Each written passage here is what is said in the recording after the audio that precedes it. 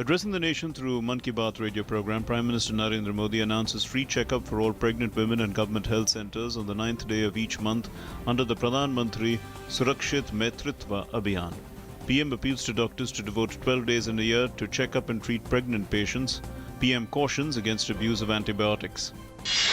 Terming research and innovation as the soul of technology, Prime Minister Narendra Modi laid stress on aim to innovate. PM Modi exhorted youth for innovation, experimentation and entrepreneurship. PM says government has taken initiative of Atal Tinkering Labs for next generation innovators.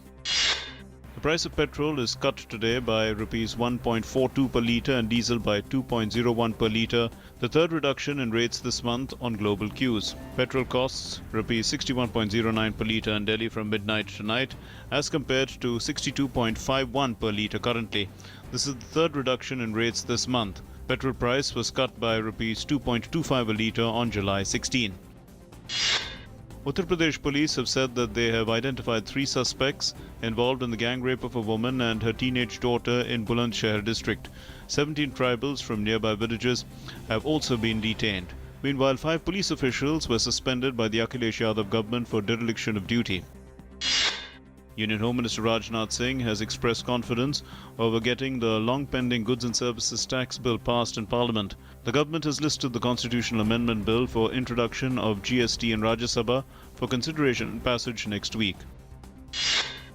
Tripura entered the broad-gauge railway map of the country with the Railway Minister Suresh Prabhu flagging off the Agartala-New Delhi-Tripura Sundari Express. The foundation stone for the much-awaited railway track to link Agartala to Akhora in Bangladesh was jointly laid at the program by Prabhu and his Bangladeshi counterpart Mohammed Mujibul Haq. The flood situation remained grim in 12 districts of Bihar, where an estimated 27 lakh people were affected, though no fresh casualty was reported, with the toll standing at 26. Meanwhile, in Assam, the overall flood situation has slightly improved, as most of the rivers are showing a receding trend.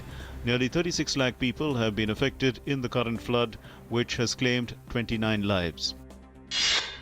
External Affairs Minister Sushma Swaraj has announced that NRIs and persons of Indian origin will now be able to make monetary contributions online for government's flagship programs, Swachh Bharat and Clean Ganga, among other social sector projects. Swaraj said this while chairing a meeting of the India Development Foundation of Overseas Indians in New Delhi.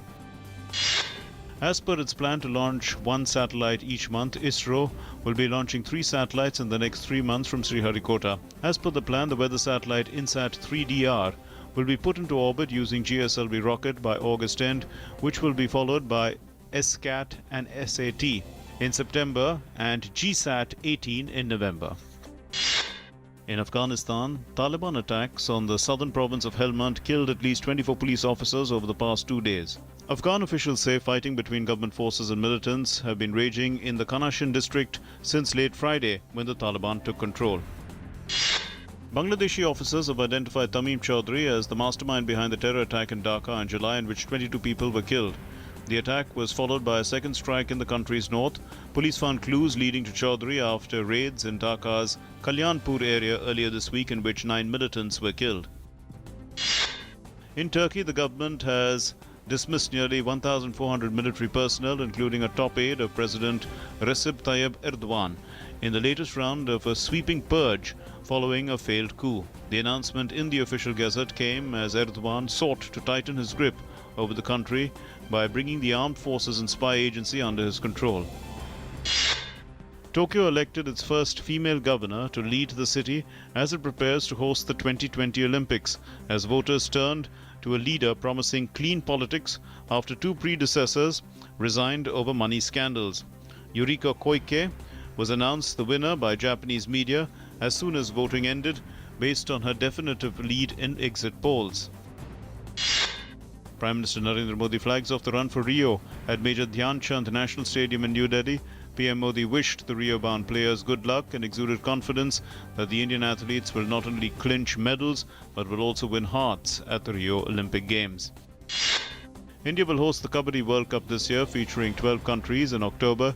USA, Canada, UK, Australia, Iran, Poland, Pakistan, Bangladesh, Korea, Japan and Kenya will be playing in the event, the dates for which will be declared later. Kabaddi became a part of the Asian Games in the year 1990, and India has won all the medals since.